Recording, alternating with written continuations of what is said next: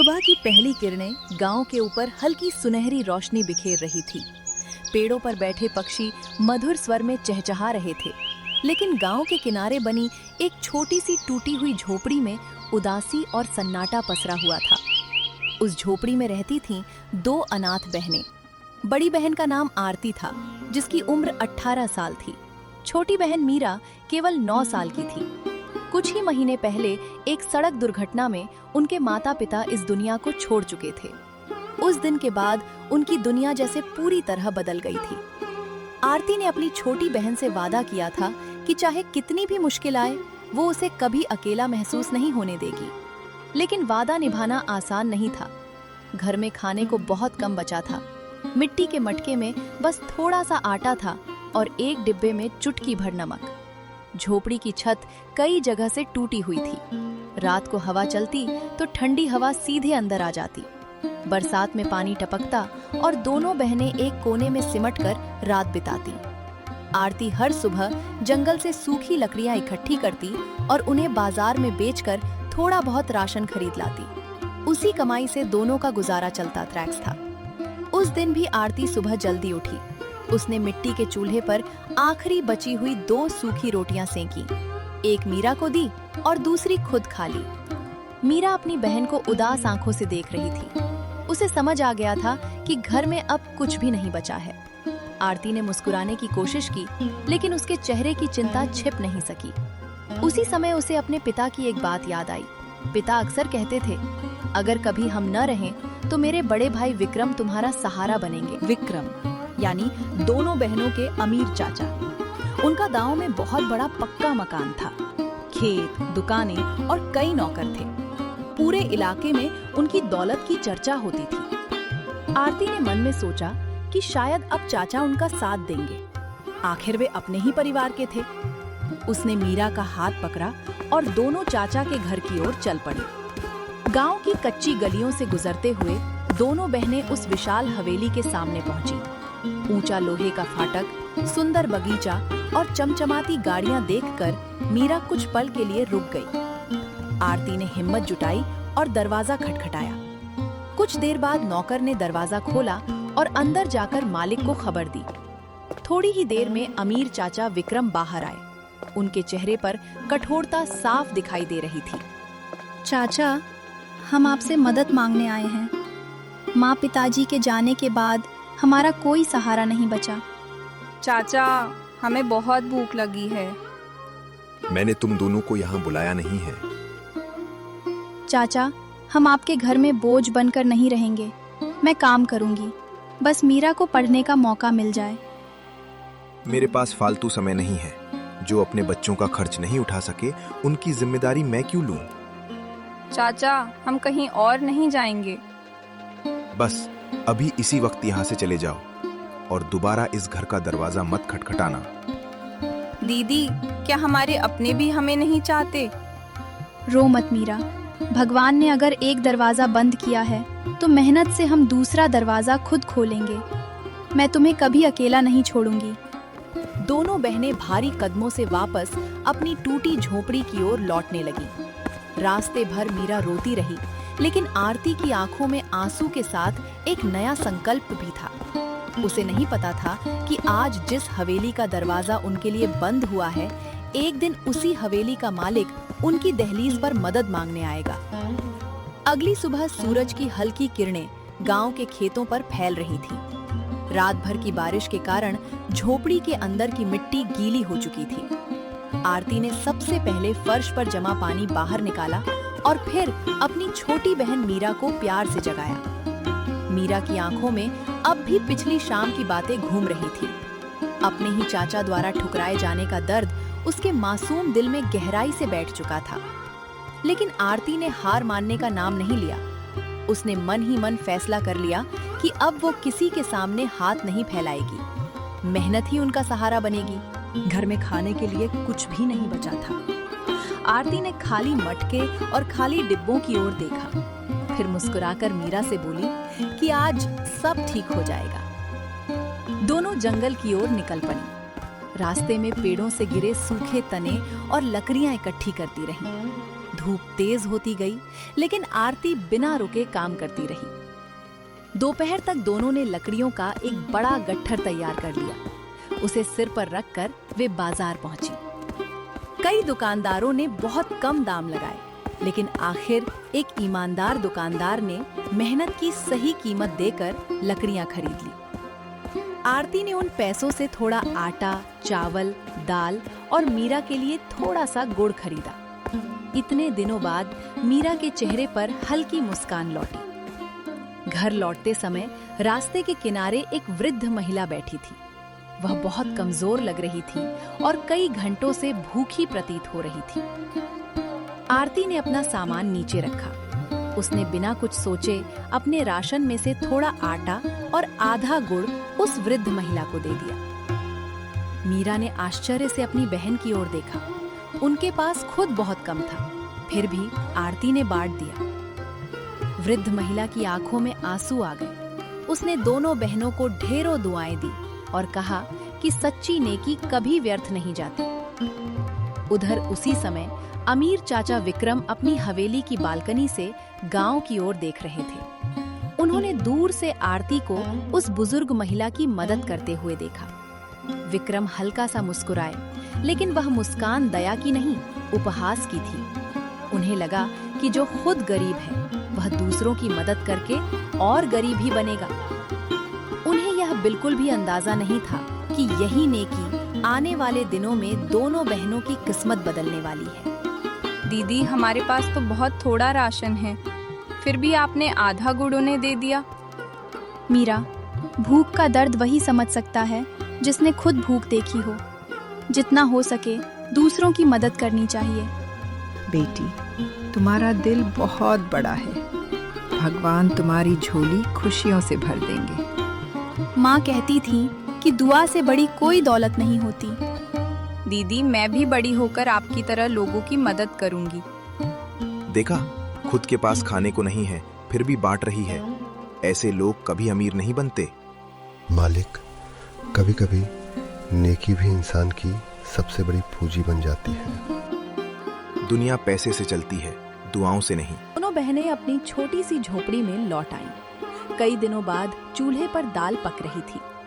झोपड़ी में सादे भोजन की खुशबू फैल गई। उधर वही वृद्ध महिला अपनी झोली में रखा एक पुराना कपड़े का थैला देखते हुए मुस्कुरा रही थी।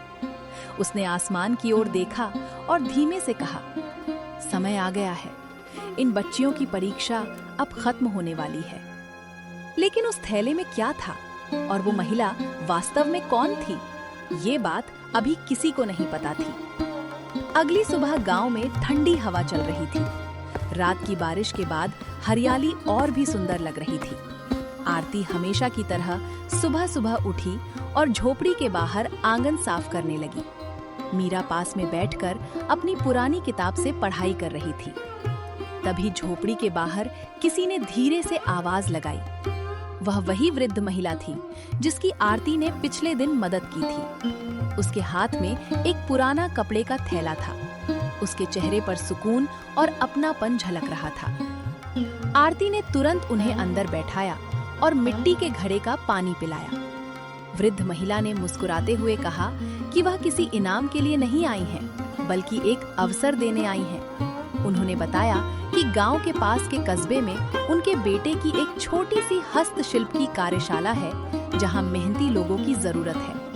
वहां लकड़ी के खिलौने, सजावटी सामान और हाथ से बनी उपयोगी वस्तुएं तैयार की जाती हैं। उन्होंने कहा कि अगर आरती चाहे तो वहां काम सीख सकती है। मेहनत करने वालों को उचित मजदूरी भी मिलती है और हुनर भी। आरती की आंखों में उम्मीद की चमक लौट आई। उसने कभी नहीं सोचा था कि एक छोटी सी मदद उसके लिए ऐसा रास्ता खोल देगी। अगले ही दिन वह मीरा के साथ उस कार्यशाला पहुंची। कार्यशाला के मालिक ने आरती से कुछ आसान काम करने को कहा। आरती ने पूरे मन से काम किया। उसकी लगन और ईमानदारी देखकर मालिक बहुत प्रभावित हुए। कुछ ही दिनों में वो सबसे तेज और सबसे भरोसेमंद कारीगरों में गिनी जाने लगी। धीरे धीरे उनकी आमदनी बढ़ने लगी। अब झोपड़ी में रोज चूल्हा जलने लगा। मीरा की पढ़ाई भी फिर से शुरू हो गई। लेकिन दूसरी ओर अमीर चाचा विक्रम का घमंड पहले जैसा ही था। वे अब भी मानते थे कि धन ही सबसे बड़ी ताकत है। उन्हें ये बिल्कुल नहीं पता था कि समय धीरे धीरे करवट ले रहा है। बेटी, उस दिन तुमने बिना सोचे मेरी मदद की थी। आज मैं तुम्हारे लिए एक नया रास्ता लेकर आई हूँ। माँ जी, मैंने तो सिर्फ अपना फर्ज निभाया था। अच्छे कर्म कभी खाली नहीं जाते। चलो, मैं तुम्हें एक ऐसी जगह ले चलती हूँ जहाँ तुम्हारी मेहनत की सही कीमत मिलेगी। दीदी, अब मैं फिर से स्कूल जा पाऊंगी? हाँ मीरा, चाहे मुझे दिन रात मेहनत करनी पड़े, तुम्हारी पढ़ाई कभी नहीं रुकेगी। आरती, तुम्हारे हाथों में हुनर है और दिल में ईमानदारी। ऐसे लोग बहुत कम मिलते हैं। अगर तुम इसी तरह काम करती रहीं तो एक दिन बहुत आगे जाओगी। मुझे बस मेहनत पर भरोसा है मालिक जी। गरीब लोग जितनी भी मेहनत कर लें, अमीर नहीं बन सकते। किस्मत सिर्फ पैसों वालों का साथ देती है। विक्रम, समय हर किसी का बदलता है। किसी को छोटा मत समझो। मेरा समय कभी नहीं बदलेगा। दिन बीतते गए। आरती की मेहनत रंग लाने लगी। कार्यशाला के मालिक ने उसे काम की देखरेख की जिम्मेदारी भी सौंप दी। उधर उसी समय अमीर चाचा विक्रम एक बड़े व्यापार में अपनी सारी जमा पूंजी लगाने की तैयारी कर रहे थे। उन्हें पूरा विश्वास था कि ये सौदा उन्हें और भी अमीर बना देगा, लेकिन उन्हें जरा भी अंदाजा नहीं था कि यही फैसला उनकी जिंदगी का सबसे बड़ा नुकसान साबित होने वाला है। और जब उनकी दुनिया बिखरेगी, तब उन्हें याद आएंगी वही 2 अनाथ बहनें जिन्हें उन्होंने कभी अपने दरवाजे से लौटा दिया था। कुछ महीने बीत गए। आरती अब कार्यशाला की सबसे भरोसेमंद कारीगर बन चुकी थी। उसकी मेहनत और ईमानदारी से प्रभावित होकर मालिक ने उसे काम की पूरी देखरेख की जिम्मेदारी दे दी थी। उसकी आय पहले से कई गुना बढ़ चुकी थी। मीरा भी अब नियमित रूप से स्कूल जाने लगी थी। वो पढ़ाई में बहुत तेज थी और उसके शिक्षक उसकी मेहनत की प्रशंसा करते थे। धीरे धीरे आरती ने अपनी टूटी हुई झोपड़ी की मरम्मत करवाई। छत बदल गई, दीवारें मजबूत हो गईं और आंगन में उसने कुछ फूलों के पौधे भी लगा दिए। घर अब छोटा था, लेकिन उसमें सुकून और अपनापन था। उधर अमीर चाचा विक्रम ने अपने पूरे जीवन की कमाई एक बड़े व्यापार में लगा दी। उन्हें विश्वास था कि कुछ ही महीनों में उनका धन कई गुना बढ़ जाएगा। लेकिन किस्मत ने अलग ही फैसला कर रखा था। जिस व्यापारी पर उन्होंने भरोसा किया था, वो सारा पैसा लेकर फरार हो गया। विक्रम की दुकानें बिक गईं, खेत गिरवी रखने पड़े और हवेली भी कर्ज चुकाने के लिए बेचनी पड़ गई। कुछ ही दिनों में गांव का सबसे अमीर आदमी बेबस और अकेला हो गया। जिन लोगों की भीड़ कभी उनके घर के बाहर लगी रहती थी, वही लोग अब उनसे मुंह मोड़ने लगे। कई दिनों तक उन्हें ठीक से खाना भी नसीब नहीं हुआ। एक शाम भूखे और थके हुए विक्रम गांव की उसी पगडंडी से गुजर रहे थे जहां कभी उन्होंने आरती और मीरा को अपमानित करके लौटा दिया था। चलते चलते उनकी नजर एक छोटे साफ सुथरे घर पर पड़ी। दरवाजे के बाहर फूल खिले थे और अंदर से हंसी की आवाज आ रही थी। वो घर आरती और मीरा का था। विक्रम कुछ पल वहीं खड़े रहे। उनके मन में शर्म, पछतावा और डर एक साथ उमड़ पड़े। काफी देर सोचने के बाद उन्होंने कांपते हाथों से दरवाजा खटखटाया। चाचा, आप? बेटी, क्या आरती घर पर है? चाचा, आइए, अंदर आइए। जिस दिन तुम दोनों मेरे घर आई थी, मैंने तुम्हें ठुकरा दिया था।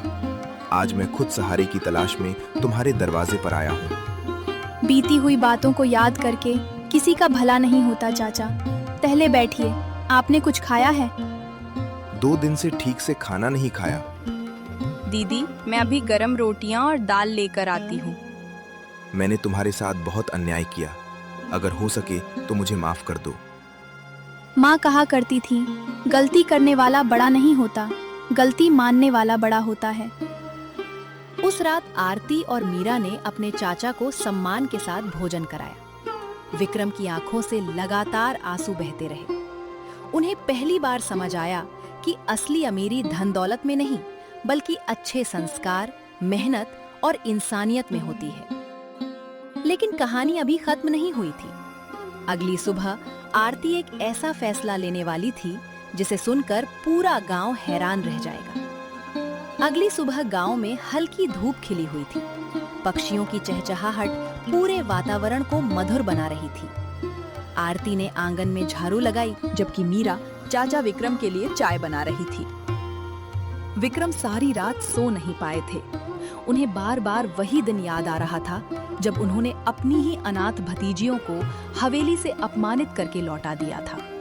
आज वही बच्चियां उन्हें सम्मान और अपनापन दे रही थीं। सुबह नाश्ते के बाद आरती ने चाचा से कहा कि वे उसके साथ चलें। दोनों गांव के उसी पुराने हस्तशिल्प केंद्र पहुंचे जहां आरती ने अपने संघर्ष की शुरुआत की थी। कार्यशाला के मालिक ने विक्रम का स्वागत किया। आरती ने मालिक को पूरी बात बताई और उनसे निवेदन किया कि यदि संभव हो तो चाचा को भी कोई काम दे दें। मालिक ने कुछ देर विक्रम से बात की। उन्होंने देखा कि अब उनके चेहरे पर घमंड नहीं बल्कि पछतावा और सादगी थी। उन्होंने विक्रम को कार्यशाला के भंडार और हिसाब किताब की जिम्मेदारी सौंप दी। विक्रम ने कृतज्ञता से सिर झुका लिया। उन्हें पहली बार एहसास हुआ कि सम्मान खरीदा नहीं जाता बल्कि अपने कर्मों से कमाया जाता है। दिन बीतते गए। विक्रम पूरी ईमानदारी से काम करने लगे। वे हर शाम घर लौटकर आरती और मीरा का धन्यवाद करते। एक दिन उन्होंने पूरे गांव के सामने अपनी गलती स्वीकार की। उन्होंने कहा कि धन के घमंड ने उन्हें अंधा बना दिया था और उन्होंने अपने ही परिवार को ठुकराकर सबसे बड़ी भूल की थी। गांव वालों ने उनकी सच्ची पश्चाताप की भावना को देखा और उन्हें माफ कर दिया। कुछ समय बाद विक्रम ने अपनी कमाई से गांव के गरीब और अनाथ बच्चों के लिए एक छोटी सी सहायता निधि शुरू की। वे हर महीने अपनी आय का एक हिस्सा उसमें जमा करते और बच्चों की पढ़ाई तथा जरूरतों में मदद करते। आरती और मीरा ने भी उस काम में उनका पूरा साथ दिया।